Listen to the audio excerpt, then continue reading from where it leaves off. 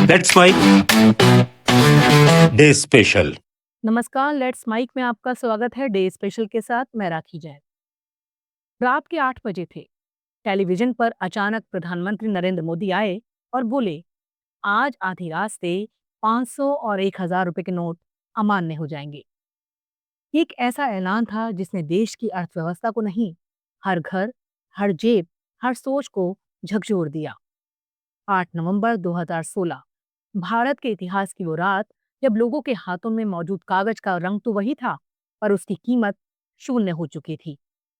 आज day special में हम बात करेंगे उस रात की जिसे नकदी, अर्थव्यवस्था और ईमानदारी की परिभाषा को बदल दिया। 8 नवंबर की शाम प्रधानमंत्री नरेंद्र मोदी की इस घोषणा के बाद देश भर में अफरा तफरी मच गई।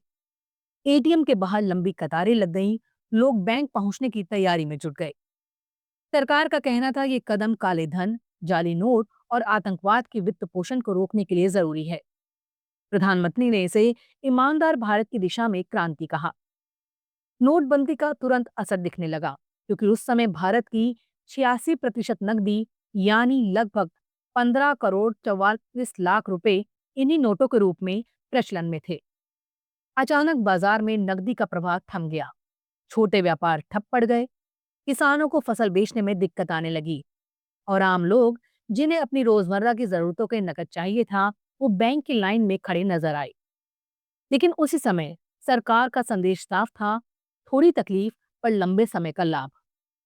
सरकार का दावा था ये ऐसा कदम है जो देश को कैशलेस इकोनॉमी की तरफ ले जाएगा, जहां लेन देन डिजिटल माध्यम से होगा और हर पैसा दर्ज रहेगा।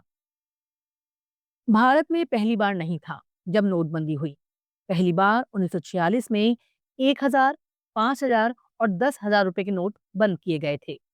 दूसरी बार 1978 में भी तत्कालीन प्रधानमंत्री मोरारजी देसाई की सरकार ने उच्च मूल्य के नोटों पर रोक लगाई थी। मगर 2016 की नोटबंदी का पैमाना अलग था, क्योंकि इस बार प्रभाव केवल अमीरों पर नहीं बल्कि आम जनता पर भी पड़ा। सरकार ने 3 प्रमुख उद्देश्य बताए: काला धन खत्म करना, जाली नोटों पर रोक लगाना और डिजिटल अर्थव्यवस्था को बढ़ावा देना। लोगों की प्रतिक्रिया दो हिस्सों में बटी हुई थी। कई नागरिकों ने इसे देश हित में साहसी कदम कहा, तो कई अर्थशास्त्रियों ने इसे अचानक और अप्रभावी कदम बताया। आम लोगों ने तकलीफें झेली क्योंकि नकदी अचानक व्यर्थ हो गई। शादियों, अस्पतालों, रोजगार और छोटे व्यवसायों में संकट खड़ा हो गया। पर कुछ लोग इसे राष्ट्रहित के लिए कष्ट कहकर भी सहन कर रहे थे। नोटबंदी के बाद सरकार ने डिजिटल पेमेंट को बढ़ावा देने के लिए कई योजनाएं शुरू की।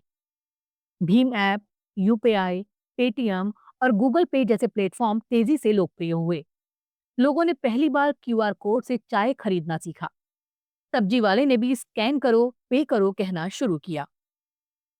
ये कहना गलत नहीं होगा कि नोटबंदी ने भारत में डिजिटल क्रांति की गति तेज कर दी।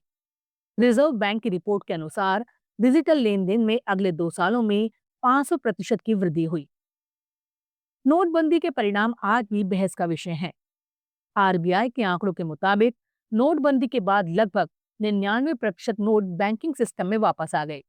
इसका मतलब था काले धन के रूप में जितना पैसा सोचा गया था वो बहुत कम बाहर निकला। कई अर्थशास्त्रियों ने कहा ये कदम आर्थिक सुधार से ज्यादा राजनीतिक प्रतीक बन गया।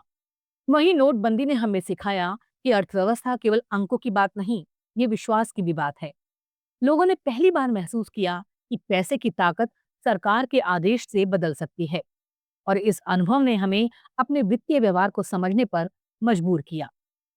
8 नवंबर की वो रात अब इतिहास बन चुकी है, लेकिन उसकी गूंज आज भी सुनाई देती है। किसी बैंक की लाइन में, किसी डिजिटल ट्रांजेक्शन की ट्रिंग में या किसी बहस में जहां लोग अब भी पूछते हैं, क्या ये कदम सही था? शायद इस सवाल का जवाब समय ही देगा, पर इतना तय है उस रात ने हमें ये जरूर सिखाया कि पैसा सिर्फ नोट नहीं होता, वो विश्वास होता है। आप सुन रहे थे लेट्स माइक की विशेष प्रस्तुति। इस पर आपकी राय का रहेगा इंतजार। लेट्स माइक के कमेंट बॉक्स में जरूर बताइएगा। आप सब लीक से हटकर बनाए गए हमारे कार्यक्रम पसंद करते हैं, इसके लिए आपका दिल से आभार। चैनल को लाइक और सब्सक्राइब जरूर करिए